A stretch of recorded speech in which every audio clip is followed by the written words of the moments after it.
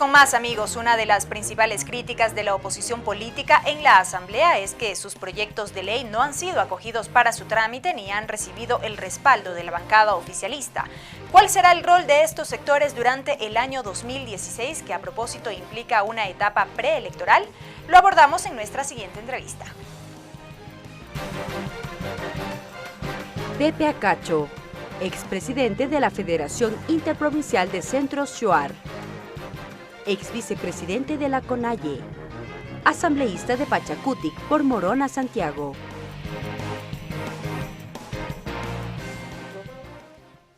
Asambleísta Acacho, bienvenido a la televisión legislativa. Bienvenido. Bienvenido. Gracias por la oportunidad y un saludo de antemano. Feliz año 2016. Lo propio para usted. Bueno, hablábamos justamente del rol de la oposición durante este año y me parece pertinente empezar con lo que va a ocurrir este jueves, con el segundo y definitivo debate del proyecto de ley de tierras que aparentemente justamente en la próxima sesión será ya finalizado el debate y será aprobado ese instrumento legal.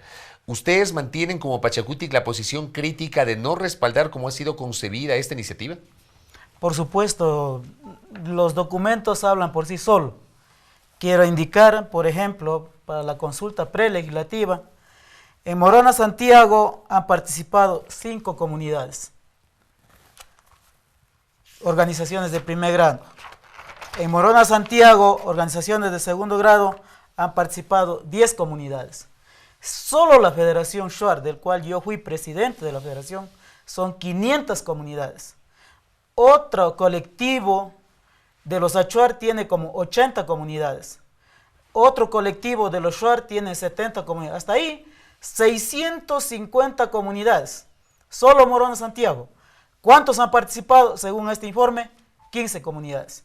15 no significa que hay una representación, una vocería, peor, en la toma de decisiones. Por lo tanto, esta consulta prelegislativa es totalmente ilegítima. Pero, asambleísta Acacho, ahí yo le consulto, ¿qué hacer cuando de pronto no se refleja el interés por parte de las organizaciones en participar en estos procesos? Y le consulto esto porque dialogábamos en una emisión anterior con el asambleísta Oscar Ledesma, vicepresidente de la Comisión de Biodiversidad, sobre el Código del Ambiente y a propósito del proceso de consulta prelegislativa, y él señalaba eso, que en ocasiones no se evidencia el interés de las organizaciones de participar en los procesos de consulta prelegislativa.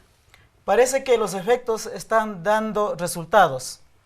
Para esto, el gobierno de la Revolución Ciudadana desapareció el CODEMP, una institución, que servía para registrar a las organizaciones indígenas. Hoy, si es que cuentan con el aval del gobierno, la Secretaría de la Política les da el nombramiento. Caso contrario, no los da. Y cuando no están reconocidos como organizaciones indígenas, simplemente no pueden participar. Usted lo que nos está diciendo entonces es que la mayoría de organizaciones, o en este caso de comunidades que tienen organizaciones en su provincia, Morona, Santiago, no están reconocidas legalmente y por eso no participaron. Por supuesto, no hay legitimidad. ¿Pero había el interés de participar o no? Sí, había todo el interés. Hubiese sido el mecanismo de comunicación, de invitación por medio de las organizaciones indígenas, porque la Constitución y los instrumentos internacionales habla de derechos colectivos a los pueblos y nacionalidades. A ellos debe ser consultado, no por medio del gobernador, del teniente político, del secretario de una institución, del ministro de Salud, del Medio Ambiente, de Vivienda, no por medio de ellos. Ellos no deben ser consultados. La Constitución no dice que deben ser entidades públicas, dice organizaciones indígenas. Ahí están las evidencias para decir de que esta ley es totalmente inconsulta y podría ser viable un planteamiento de inconstitucionalidad cuando ya entre en vigencia. Brevemente, pero no es el único aspecto que ustedes cuestionan. Por supuesto, no es el único aspecto. La falta de comunicación, la falta de información, la falta de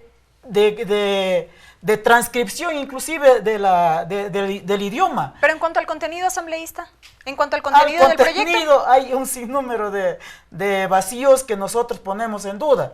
Por ejemplo, se habla en el artículo 3 sobre la definición del derecho ancestral. ¿Qué es lo que dice en este artículo? Que podría traer con el tiempo, podría traer y crear conflictos cuando se dice que se reconoce a las comunidades que históricamente han sido posicionadas. En la Amazonía, las comunidades son históricas, de ahí que provienen los nombres. Le voy a decir, por ejemplo, en Sucua, la palabra Sucua proviene de la palabra Shuar, que es Sucú. Si es que nosotros planteamos de que se va a reconocer las comunidades, las tierras ocupadas ancestralmente, se va a crear un conflicto entre lo que es Sucua ahora y de lo que fue Sucú anteriormente. Eso va a crear conflictos. Uno. Lo otro, por ejemplo, el tema de la autoridad agraria. ¿Qué es lo que se dice? Es el Ministerio de Agricultura. Es el Ministerio de Agricultura. Es el que va a entregar y el que va a deshacer y hacer el tema de las tierras. El otro tema que nos preocupa es, queremos que se nos diga qué tanto de tierras o territorios baldíos hay para hacer esa supuesta redistribución. ¿Y hay algún tipo de lo de que yo inventario sobre conozco? No hay. En los informes no nos dicen. En Morona, Santiago, hay tantas tierras baldías que pueden ser redistribuidas o pueden ser distribuidas. No nos dicen eso. Pero habría que hacer un inventario entonces. Debe que ser un inventario. ¿Y eso no consta en la ley, en alguna transitoria? No consta en el informe, no consta, por eso son las grandes dudas. Entonces lo que se crea es simplemente falsa expectativa. En política se llama es demagogia, engañar al pueblo, dizque una ley para redistribuir, cuando en la práctica no hay tierras, peor territorios que estén, que no estén con dueños. Ese es, digamos, el tema más inmediato porque se va a debatir este jueves. Ahora, miremos al mediano y largo plazo. ¿Cómo ve usted el rol de la oposición política aquí en la Asamblea Nacional durante este 2016? Podría decir Alianza País, el partido de gobierno de bajada y nosotros de subida. ¿Por qué lo dice? Porque es el reflejo, primero, haber hecho retroceder a Rafael Correa, que no sea candidato, es haber hecho darle la vuelta 180 grados.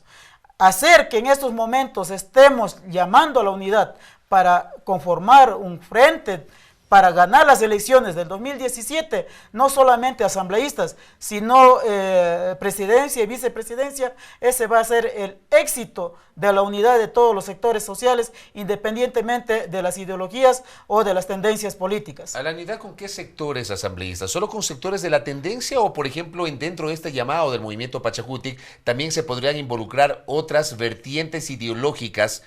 Y quiero enfatizar en el tema, ideológicas, que no comulgan con la visión que tienen ustedes justamente sobre aquello, sobre el tema ideológico. La pobreza, la miseria, todas las repercusiones de las políticas que ha implementado el gobierno nacional no golpea ideologías, aquí golpea al pueblo ecuatoriano, sea banquero, sea empresario, sea campesino, sea indígena, sea chofer, médico, lo que sea, a todos nos afecta en estos momentos porque la economía, el modelo económico del gobierno ha sido un fracaso. ¿Pero ustedes podrían aliarse entonces con la derecha? ¿Podrían dialogar con los banqueros? No es necesidad de dialogar, el diálogo está para todos, porque ese es el gobierno. Pero podrían respaldar una candidatura de Guillermo Lasso. No es necesidad de respaldar, la necesidad es de construir el Ecuador plurinacional en el marco de lo que dice la Constitución, porque al final cuando se llega a ser gobierno no es la ideología. Ahora mismo estamos viendo, Correa llegó con una ideología de izquierda. ¿Con quiénes está gobernando? Ahí tomemos un ejemplo, Alexis Mera, ahí tenemos otro ejemplo, los Alvarado, ahí tomemos otro ejemplo, Doris Solís. Aquí, en este gobierno, se han perdido las ideologías. No hay ideologías, peor tendencias. Aquí lo que impera es gobernar. Lo que nosotros queremos hacer es servir al pueblo ecuatoriano y sacarle de esta debacle que nos ha metido la Revolución Ciudadana. ¿Eso implicaría entonces hacer alianzas? No, la palabra alianza para nosotros nos incomoda, porque alguien interpreta, vea, el movimiento indígena, la oposición, quiere hacer alianzas para pelear a Alianza País. Eso no tiene lógica para nosotros. Pero al parecer habrían acercamientos. Nosotros sí tenemos acercamientos, no podemos negar, pero eso no significa acuerdos.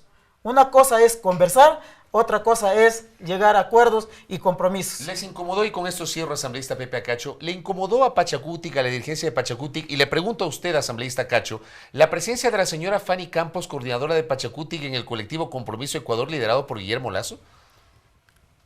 ¿Qué es lo que sucedió? Conversaron como en toda democracia y como todo político. ¿Hay acuerdos? No lo ha habido. Se ha comprobado aquello de los acuerdos, de las coyunturas entre lo que somos nosotros, un movimiento de izquierda, Pachacutic, con un movimiento de derecha, Guillermo Lasso. Nosotros no hemos hecho favores, como este gobierno sí ha hecho favores, incluido a Guillermo Lasso. De lo contrario, ¿quién es el hermano de Guillermo Lasso que está de canciller? Esos son los favores de la Revolución Ciudadana, y ha demostrado que este gobierno no tiene ideologías, no tiene tendencia. Lo que ha hecho es gobernar sin ideologías, sin horizonte. Por eso es al abismo donde nos ha metido, y en este abismo que nos ha metido es que debemos que unir fuerzas para poder salir. Estamos de subida, mientras que la revolución está de bajada. Lo vamos a comprobar en el 2017. Clara la posición, asambleísta. Gracias por habernos acompañado. Ha sido el asambleísta Pepe Acacho, asambleísta por el movimiento Pachacutic, con su visión en torno a la posición que mantendrá la oposición, en este caso, en este 2016 y de cara al 2017.